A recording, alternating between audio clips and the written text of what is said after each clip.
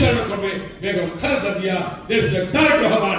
দেশনায়ক তারেক রহমানের নেতৃত্বে ১ দশক আন্দোলনের পরবর্তীতে সর্বশেষ যে কোটাটি তার মধ্যে প্রতিদ্বন্দ্বিত হয়েছিল এবং ১ দফা প্রণয়ন হয়েছিল, তিনি প্রণয়ন করেছিলেন। মতো দেশনায়ক সালাম তালুকদারের মতো যে কথা বলছিলেন যে দেশ যাবে কোন পথে, ফয়সালা হবে রাজপথে, সেই রাজপথে ফয়সালা হয়েছে।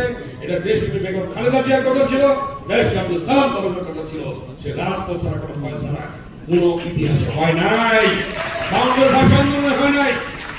৫২ ভাষা আন্দোলন রাজপথে হয়েছে, ৬২ শিক্ষা আন্দোলনের রাজপথে হয়েছে, ৬৯ গণঅভ্যুত্থানের রাজপথে হয়েছে, ৭১ মুক্তিযুদ্ধ ক্রান্তিকালে শহীদ রাষ্ট্রপতি জিয়াউর রহমানের স্বাধীনতার ঘোষণার মধ্য দিয়ে রাজপথে হয়েছে, সশস্ত্র সংগ্রাম শুরু হয়েছে, মুক্তিযুদ্ধ শুরু হয়েছে এবং ৯০-এর আন্দোলনে দেশনেত্রী বেগম খালেদা জিয়ার আপসী নেতৃত্বে স্বৈরাচারী নিষেধের পতন হয়েছে এবং আজকে এই ১৬ বছরে দেশনায়ক তারেক রহমানের নেতৃত্বে ১ দশক আন্দোলনের পরবর্তীতে সর্বশেষ যে কোটাটি তার মধ্যে প্রতিদ্বন্দ্বিত হয়েছিল।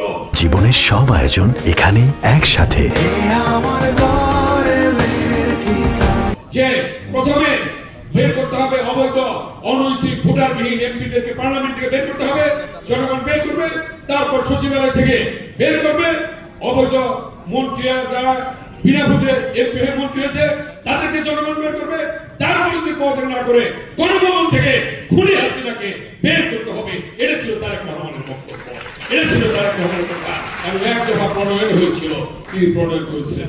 সেই স্বপ্ন বাস্তবায়িত হয়েছে আজকে অন্তর্বর্তীকালীন সরকার এবং দেশনায়ক সালাম তালুকদারের স্বপ্ন পূরণ হয়েছে। আজকে নির্বাচন হবে, সেই নির্বাচনে আল্লাহর রহমতে দেশ পরিচালনা করবে বেগম খালেদা জিয়া, দেশনায়ক তারেক রহমান এবং আজকে দেশের সালাম তালুকদারের সেই স্বপ্ন পূরণের মধ্য দিয়ে দেশ এগিয়ে যাবে। এই বক্তব্য রেখে সকলকে ধন্যবাদ জানিয়ে আমার বক্তব্য এখানে শেষ করছি। আল্লাহ হাফেজ।